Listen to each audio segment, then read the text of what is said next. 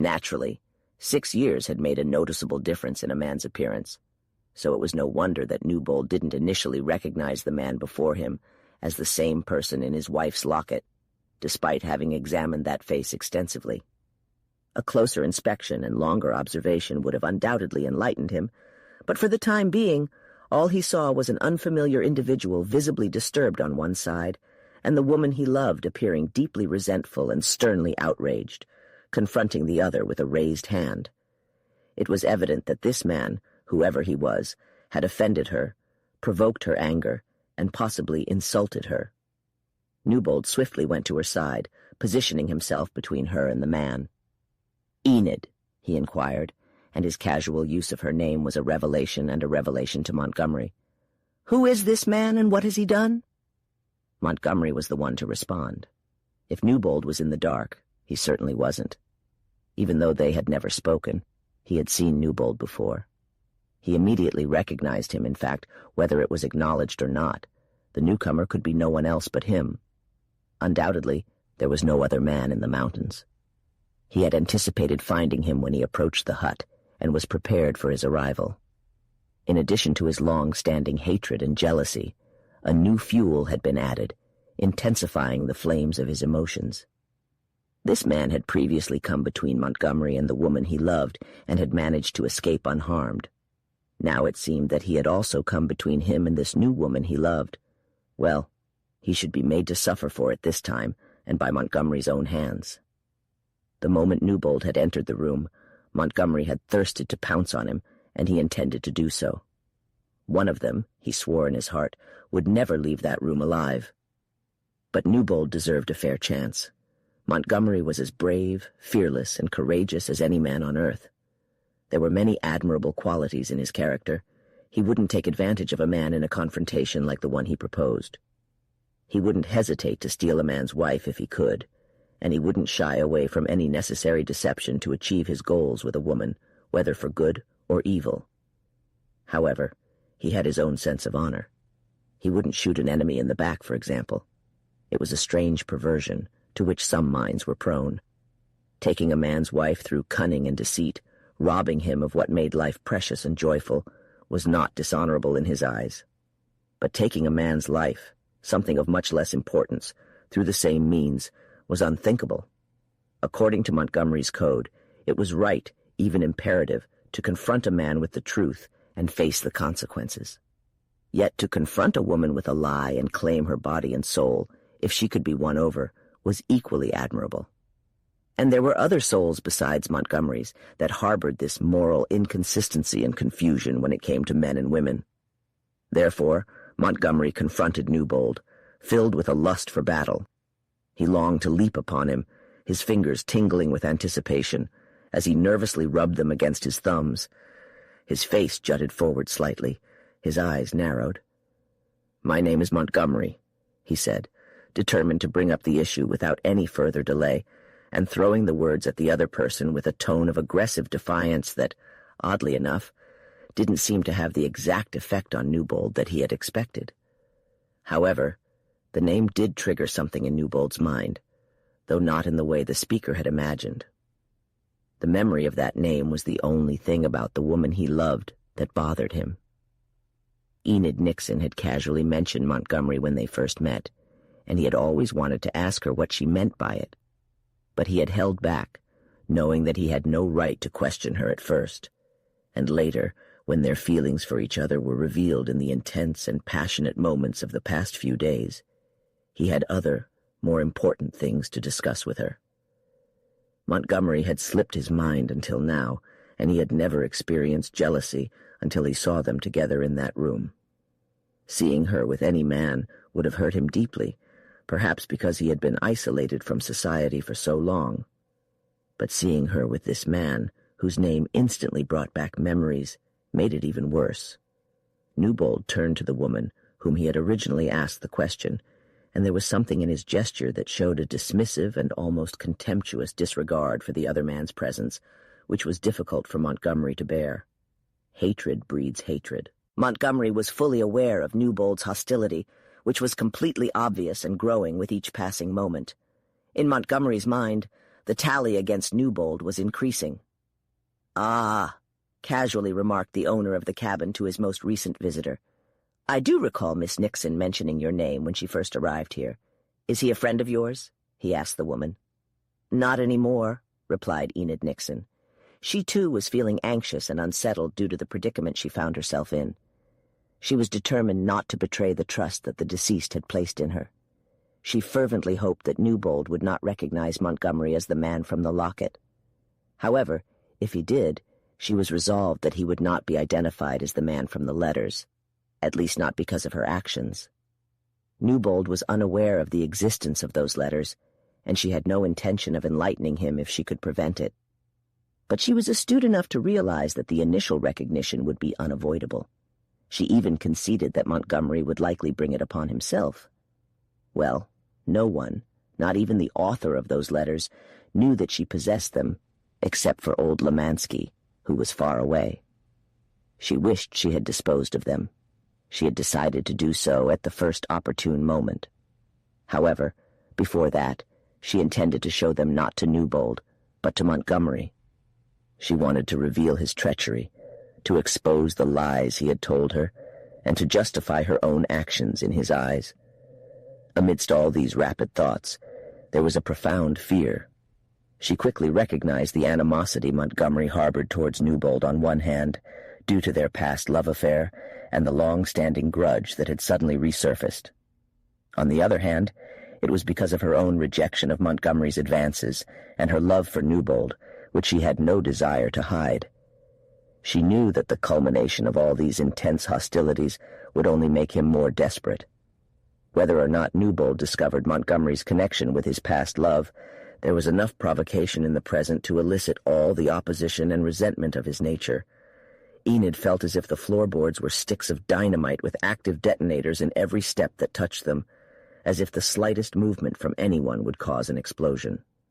The intensity of the situation was bewildering to her. It had come upon her with such striking force. The unexpected arrival of Montgomery, the one man who should not have been there, and then the equally surprising arrival of Newbold, who perhaps could have been described in the same way. If only Newbold had continued on, if he had not returned, if she had been saved by her uncle or old Lemansky. But ifs were pointless. She had to face the current situation for which she was completely unprepared. She had completely rejected Montgomery. That was one definite point. She knew how guilty he had been towards Newbold's wife. That was another. She realized how he had deceived her. That was the third. These factors eliminated him from her affections. But it is one thing to remove a man from your heart, and another to remove him from your life. He was still there. And Montgomery, by no means a victim of blind fate, intended to have a say in the course of events, to use his own abilities to determine the outcome. There was only one thing Enid Nixon was absolutely certain about, besides her hatred for Montgomery. She would never reveal to the man she loved that the woman, whose supposed passion he cherished, had been unfaithful to him emotionally, if not physically. Nothing could force that secret from her. She had been influenced by Newbold's idealistic ideas. His distortion of common sense had infected her. She wouldn't have been human either if she hadn't felt a surge of pride and joy at the possibility that somehow, in a way she refused to be the blind instrument of, the truth might be revealed that would allow Newbold to openly and honorably claim her as his wife without any hesitation or regret. She considered this exciting burst of hopeful anticipation unworthy of her and tried to suppress it, but it was impossible. It took time to record these events. Speaking or writing is a slow process, and the difference between outward expression and inward experience is as vast as the disparity between light and sound. Questions and answers exchanged between these three as swiftly as the movements of skilled swordsmen in combat. Yet amidst each demand and response, they found time to entertain fleeting thoughts, like a compass quickly scanning through life experiences in seconds. "I may not be her friend," Montgomery said firmly, "but she left me in these mountains a month ago with a promise to marry me, although not entirely certain. I have braved the snow to find her and fulfill that promise." "You never informed me of that," Newbold declared sternly, once again addressing the woman rather than the man. "There was nothing to inform," she promptly replied. "I was a young girl, unattached." I found this man appealing, perhaps because he was different from those I was accustomed to. When he expressed his desire for a relationship, I was honest with him. I didn't love him, and I wasn't sure if I ever would. If I did develop feelings for him, I would marry him. If not, no force on earth could make me, and now I despise him." She hurled those harsh and resentful words at him with savage intensity. Montgomery seethed with anger at her comment, and Newbold's indifferent composure towards him personally became unbearable. In the battle he fought, he mistakenly believed that anything was fair game. It was unclear to him whether his motivation stemmed more from love for a woman or hatred for a man. He immediately recognized the state of affairs between the two. He could harm both the man and the woman with a single statement, without considering its potential consequences. Perhaps, if he had pondered it, he wouldn't have cared much at that time. Nevertheless, he did realize that his chance with Enid was lost since Newbold's arrival. Regardless of whether Newbold was alive or dead, it seemed gone forever. Yet Montgomery didn't entertain such thoughts, as he was unable to contemplate the future in his current state. The present overwhelmed him too much for that. "After that kiss on the road, I didn't expect you to betray me like this, Enid," he quickly remarked. Newbold exclaimed, looking at the woman again. "The kiss on the road?" "You coward," she repeated, casting a venomous glance at the other man before turning to her lover. Placing her hand on his arm, she raised her face towards him. "I swear to God," she cried, her voice escalating with tragic intensity and filled with indignant protest. "He stole it from me like a thief and a coward, and now he's lying about it." "We were riding alongside each other. I had no suspicions. I believed him to be a gentleman, and then he grabbed and kissed me before I could react. I pushed him away. That's all." "I believe you," Newbold said gently, and once again directed his words towards Montgomery. "You may have come to rescue Miss Nixon, which is commendable and deserving of gratitude and respect, but that's as far as it goes. This is my cabin, and your words and actions have made you unwelcome here. Miss Nixon is under my protection. If you will step outside, I will be happy to have a further conversation with you." "Under your protection?" scoffed Montgomery, completely enraged. "After spending a month alone with you, I assume she doesn't need any more protection." Newbold did not immediately attack the man for his cruel insult towards the woman. Instead, he approached slowly, relentlessly, and with a fierce determination. They were separated by about 8 or 10 feet. Montgomery met him halfway, his impulsive nature driving him forward. He turned around and faced the bright light coming in from the narrow window. "Well," he exclaimed, "do you have anything to say or do about it?" Newbold, however, came to a halt, shocked. He stood there staring as if frozen in place, recognition and remembrance flooding over him. Finally, he recognized the man. The face that stood before him was the same face that he had seen in the locket he had taken from his deceased wife's wounded chest, a mystery that had puzzled him for all these years. "Well," Montgomery provocatively asked again, "what are you waiting for? Are you afraid?" Newbold had a holster attached to his belt, along with a heavy revolver. As Montgomery made a move to attack, Newbold swiftly drew out his weapon and aimed it at him. The newcomer was unarmed. His Winchester rifle leaned against the wall near his fur coat, and he had no pistol. "If you take a step forward or backward," Newbold said calmly, but with deadly intent, "I will mercilessly kill you." "So you would take advantage of an unarmed man, wouldn't you?" sneered Montgomery. "Oh, please," the woman pleaded, "don't kill him." "You both misunderstand me," Newbold replied. "I will not take advantage of this man. I would never stoop so low, even if it were necessary.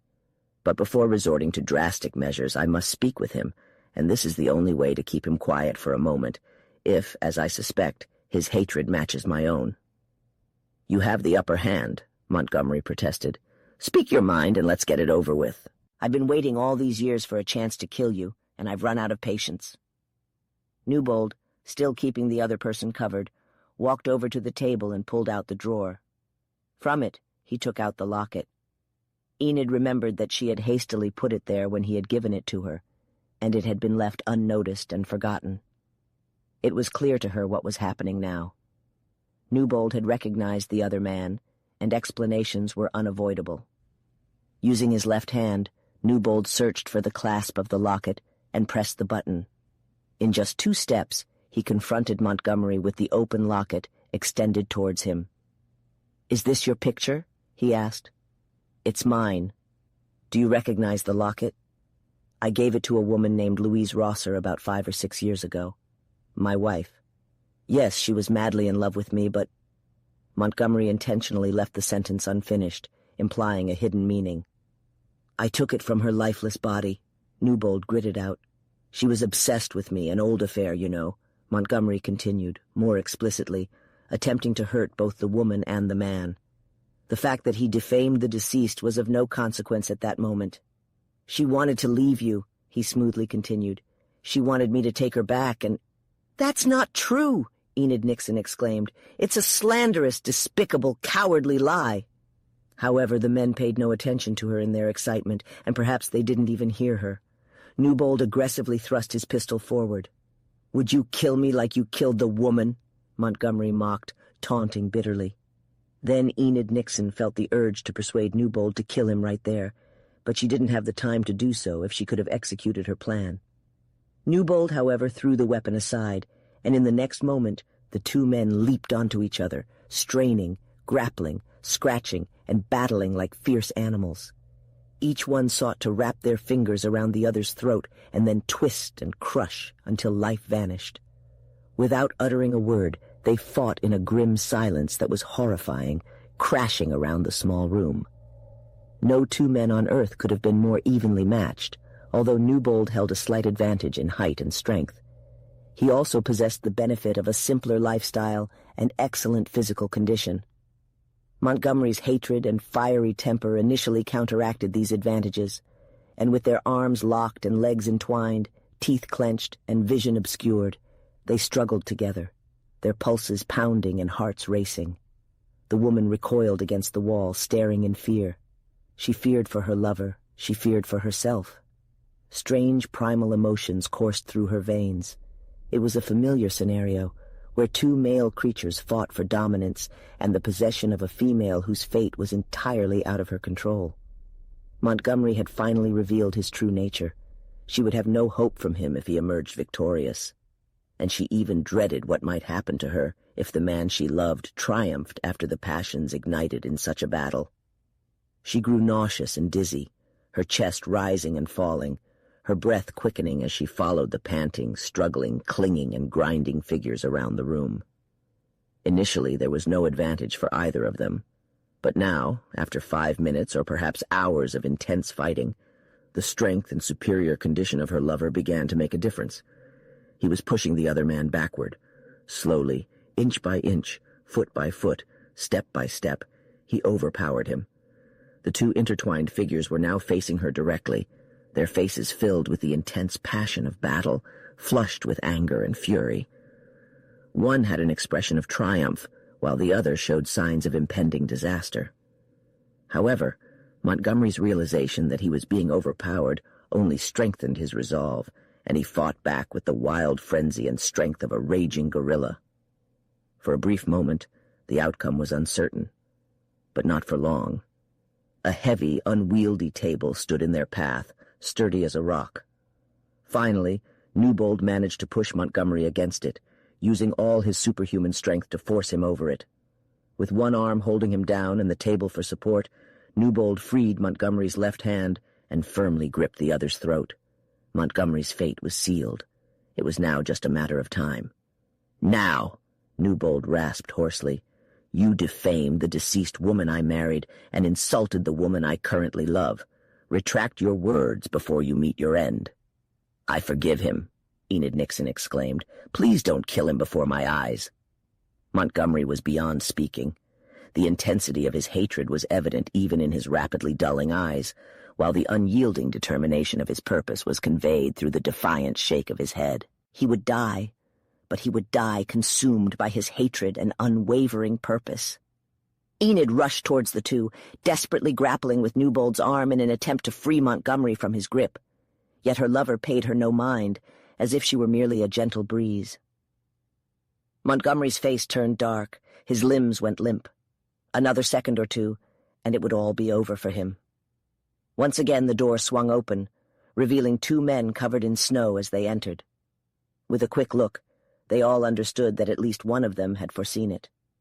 Lemansky on one side, Nixon on the other, rescued Newbold from his attacker just in the nick of time to preserve Montgomery's existence.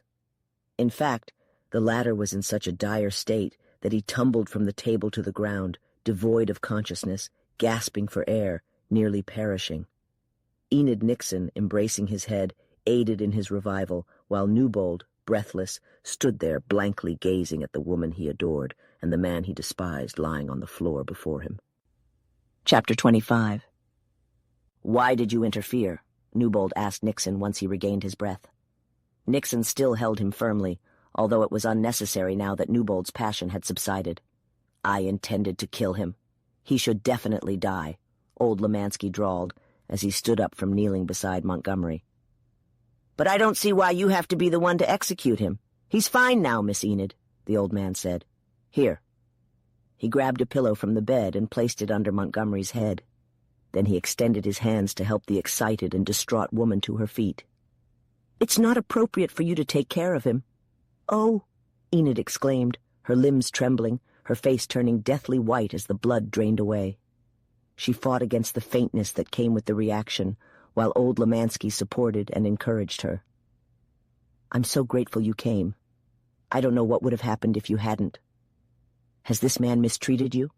Robert Nixon asked, tightening his grip on his prisoner, who was now breathing heavily but not resisting. No, his niece answered. "He has been everything a man should be." "And Montgomery?" her uncle continued.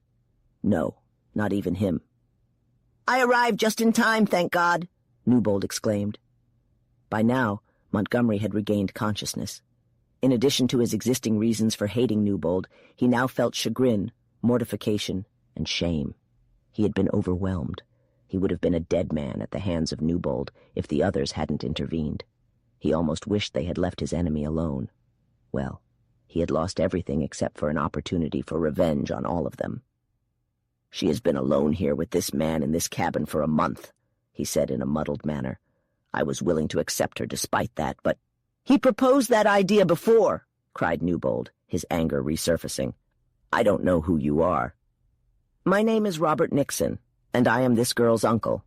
"Well, even if you were her father, I could only swear—" "There's no need to swear anything," answered Nixon calmly. "I know this child, and I believe I'm starting to understand this man." "Thank you, Uncle Robert," said Enid gratefully, moving closer to him as she spoke. "No man could have done more for me than Mr. Newbold has, and no one could have been more considerate of me. As for you," she turned towards Montgomery, who now slowly rose to his feet, "your insinuations against me are as despicable as your accusations against the deceased woman." "What did he say about her?" asked old Lemansky. "You know my story?" asked Newbold. "Yes. He claimed that my wife had been unfaithful to me with him, and that he had refused to take her back." "And it was true," snarled Montgomery. It took all of Nixon's effort to restrain Newbold's advance, but ultimately it was old Lemansky who effectively intervened. "That's a complete lie," he said calmly with his usual slow speech. "You can say so," laughed Montgomery, "but that doesn't change the facts." "And I can prove it," triumphantly replied the old man. It was happening. The secret she had tried to hide was about to be exposed, thought Enid. She moved towards the old man, about to tell him to be silent, but then halted. It would be pointless, she knew. The determination was no longer hers. The course of events had been taken away from her. After all, it was better to prove the unloving wife faithful, even if it meant destroying her husband's cherished memory of her love for him. Helpless, she listened, fully aware of what the old frontiersman would say next. "Prove it," mocked Montgomery. "How?" "By your own words, directly from your mouth, you scoundrel," thundered old Lemansky. "Miss Enid, where are those letters I gave you?" I, faltered the girl, but there was no escaping the sharp gaze of the old man, and her hand went to the front of her shirt. "Letters!" exclaimed Montgomery. "What letters?" "These," answered Enid Nixon, holding up the bundle. Montgomery reached for them, but Lemansky intervened once again. "No, you can't have them," he said dryly. "They're not for your eyes yet. Mr. Newbold, I found those letters on the small shelf where your wife first hit when she fell over onto the cliff where she died. I figured her dress was torn open there, and those letters she was carrying fell out and got lodged there. We had ropes, and we descended down that way. I went first, and I picked them up.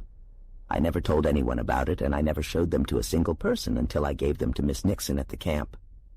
"Why not?" asked Newbold, taking the letters. "There was no point in telling anyone then, just to stir up trouble." "But why did you give them to her finally?" "Because I was afraid she might fall in love with Montgomery. I thought she would recognize his handwriting, but when she didn't, I just let her keep them anyway. I knew it would all come out somehow. There is a higher power above us, despite all the wicked scoundrels on earth like this one."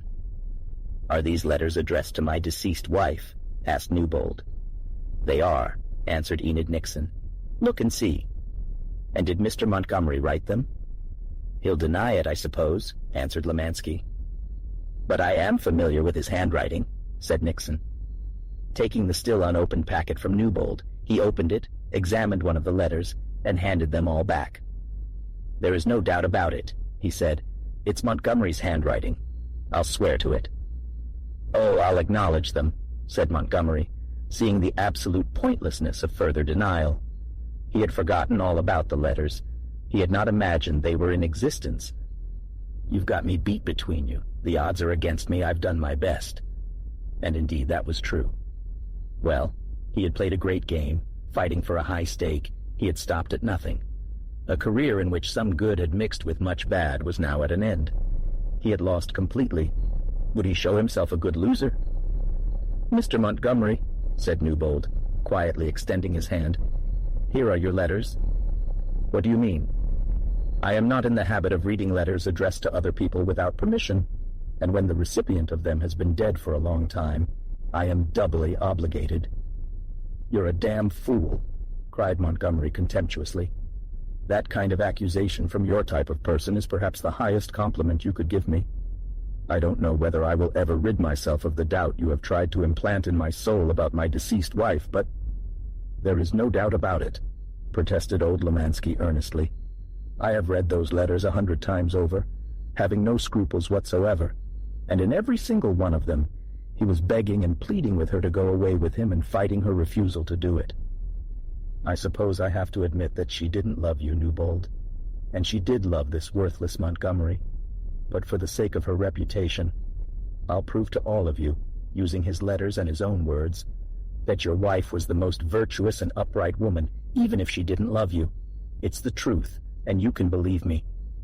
"Mr. Montgomery," interrupted Enid Nixon, stepping in, "not too long ago, I told you that I liked you more than any man I had ever seen.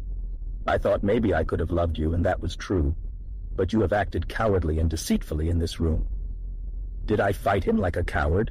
asked Montgomery. "No," answered Newbold, recalling the struggle. "You fought like a man.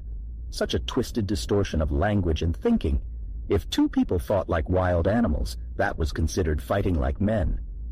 "But let's move on," the woman continued. "I don't deny your physical bravery, but I want to appeal to another kind of courage that I believe you possess. You have shown your dark side here in this room, but I don't believe that's the only side you have. Otherwise, I wouldn't have even liked you in the past. You have accused 2 women, one deceased and one alive." "It doesn't matter much what you say about me. I don't need any defense or justification in the eyes of those here who love me, and I couldn't care less about the rest of the world.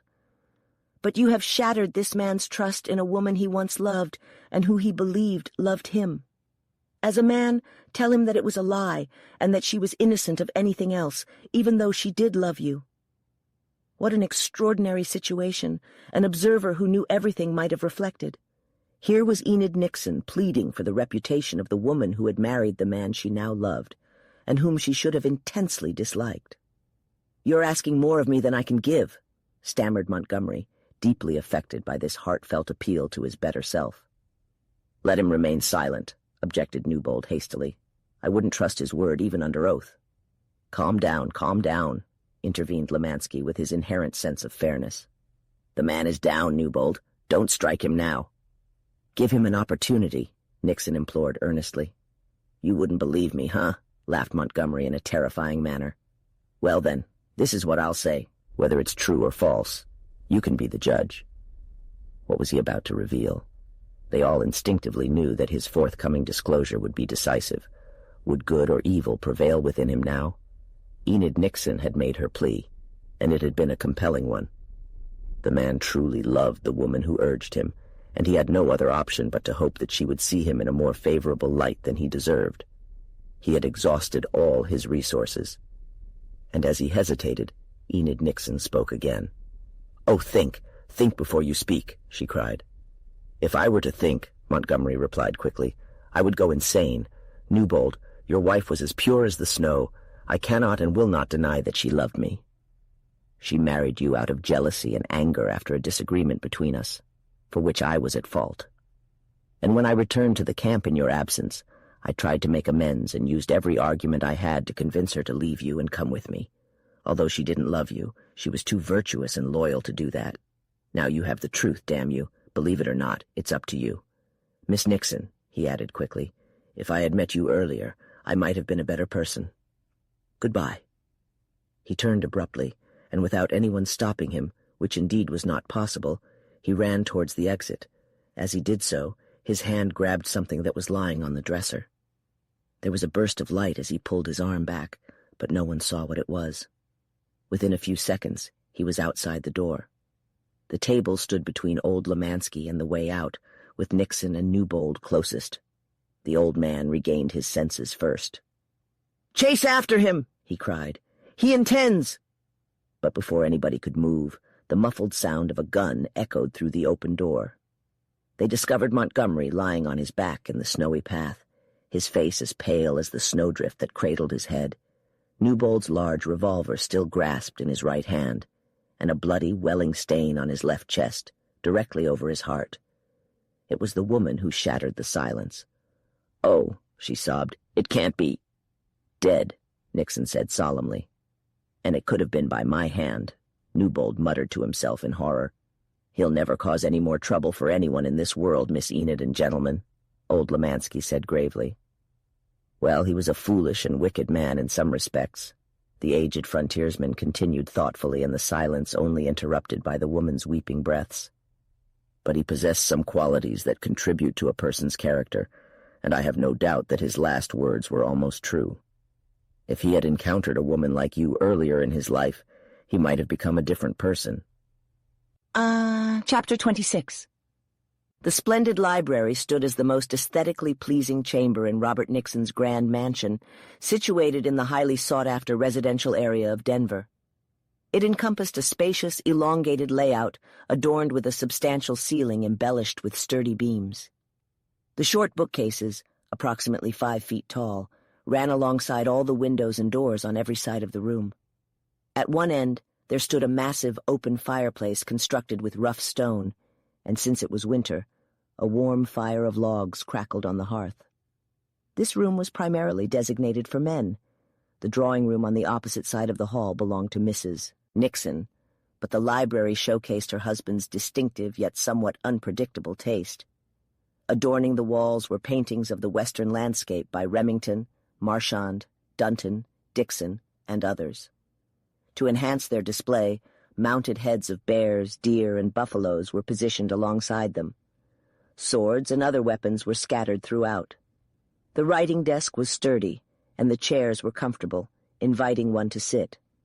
The floor was covered in rugs and blankets. From the windows facing westward, one could behold the grand barrier of the mountain range, as the house was situated atop a high hill. On that bright morning in early January, approximately a month following the thrilling events in the mountains that have been so vividly recounted, there were 3 men in the room. 2 of them were the Nixon brothers, and the third was Newbold. Enid Nixon had been completely devastated by the death of Montgomery, along with the harrowing experiences that had transpired beforehand. They had spent the night at the mountain hut, and had come to the decision that the woman must be transported back to the settlements regardless of any risks involved. The resourcefulness of the wise Lemansky had provided a solution to the dilemma. Employing a method as ancient as Napoleon's use of cannons to traverse the Great St. Bernard Pass, and perhaps as old as Hannibal himself, They had fashioned a crude sled out of a hollowed-out pine trunk, equipped with a backrest and runners. There was an abundance of fur robes and blankets to ensure her comfort.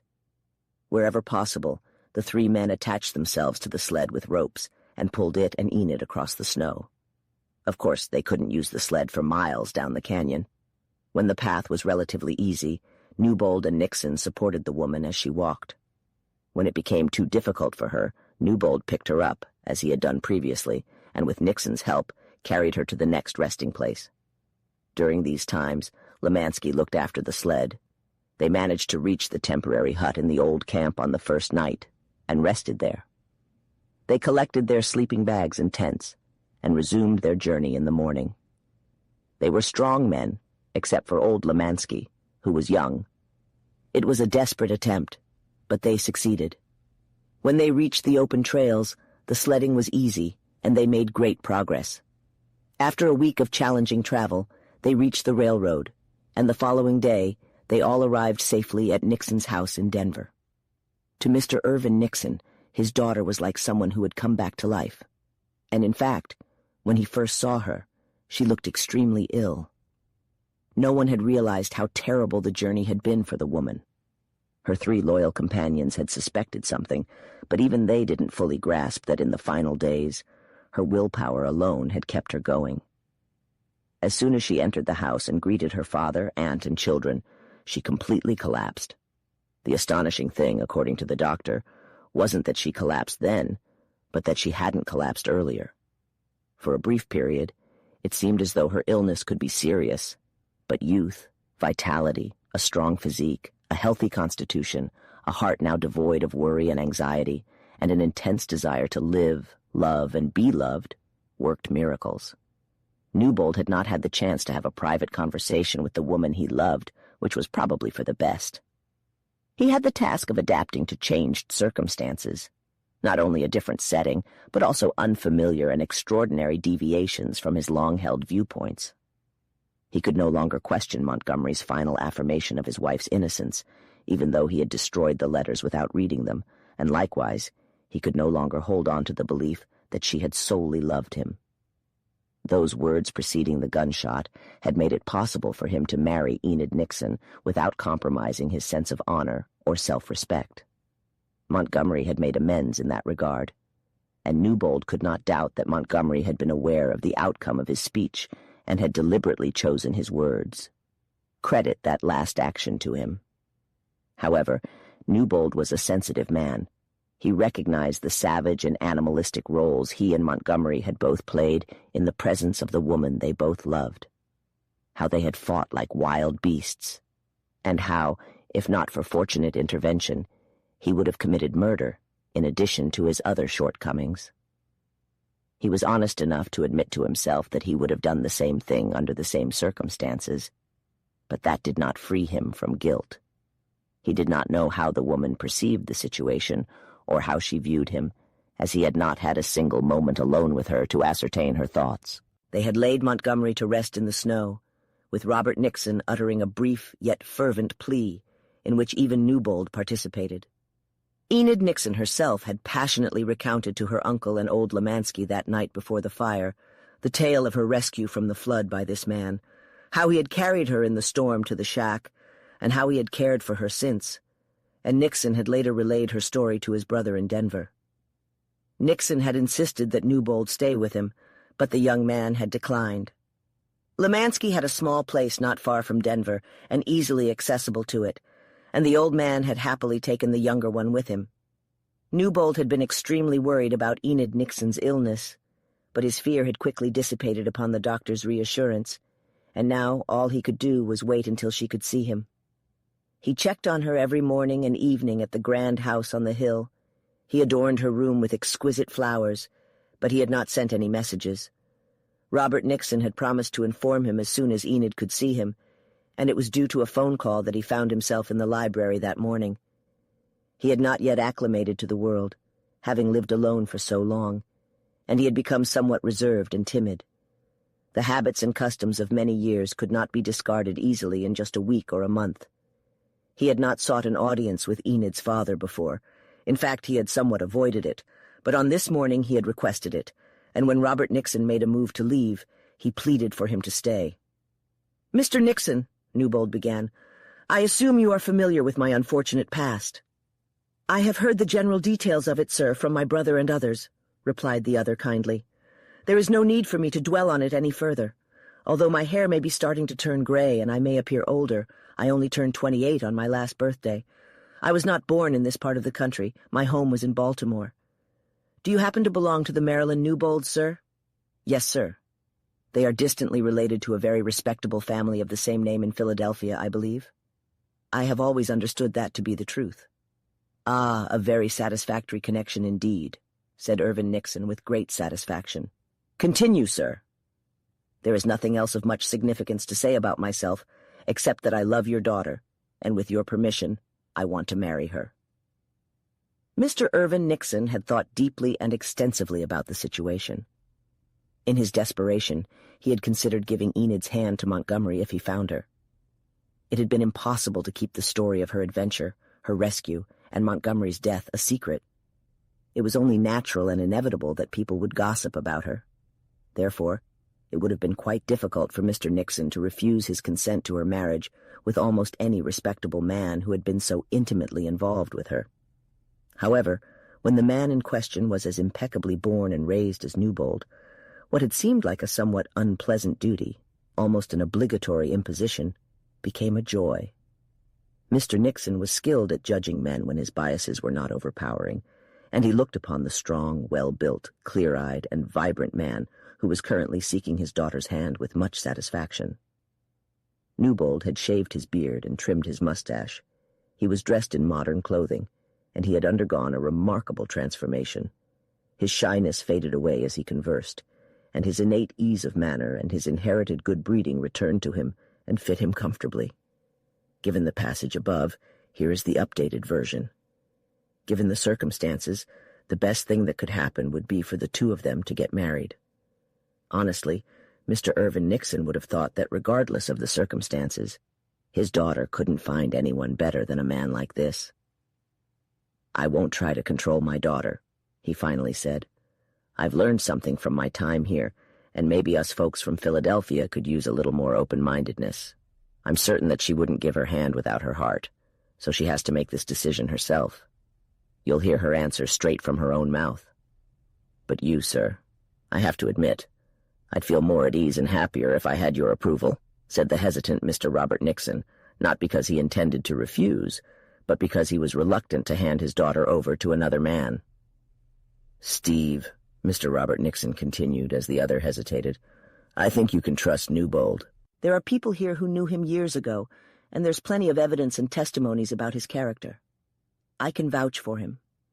"Robert," his brother replied, "I don't need any proof. The way he saved Enid, the way he behaved during their time alone together, and his current demeanor, to put it simply, sir. If a father is ever happy to give his daughter away, I can say that I would be happy to entrust her to you. I believe you're an honorable man and a gentleman. Your family is almost as old as mine, and as for the difference in our wealth, I can easily fix that." Newbold smiled at Enid's father, but it was a pleasant smile, although it held a hint of teasing and triumph. "Mr. Nixon, I am extremely grateful to you for your consent and approval, which I will do my best to deserve. I believe I have won your daughter's heart, and your approval completes my happiness. As for the difference in our financial situations, while your generosity deeply touches me, I don't think you need to worry about our material well-being." "What do you mean?"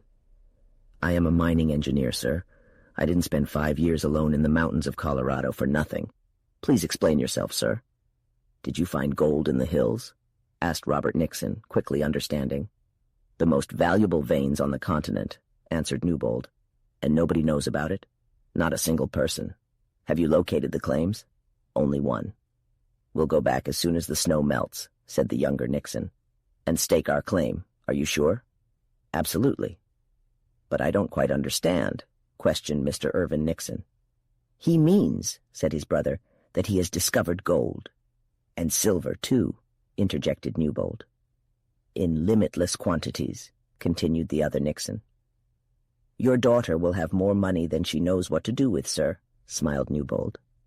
"Goodness gracious," exclaimed the Philadelphian. "And regardless of whether she marries me or not, the richest claim will be registered in her name," added her suitor. Mr. Irvin Nixon vigorously shook Newbold's hand. "I congratulate you," he said. "You have outperformed me in every way.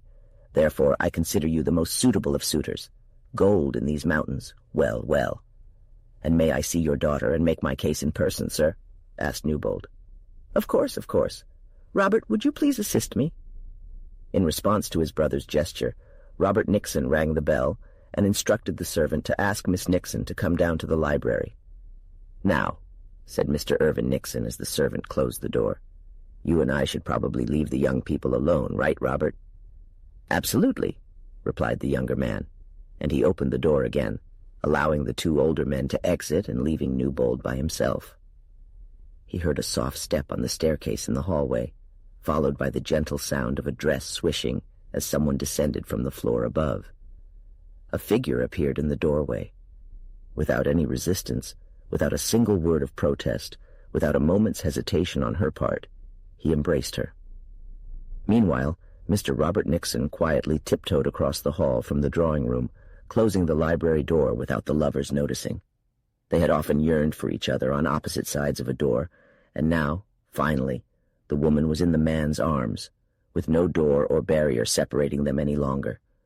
There was no obligation of loyalty or honor, real or imagined, to keep them apart now. They had braved the challenges.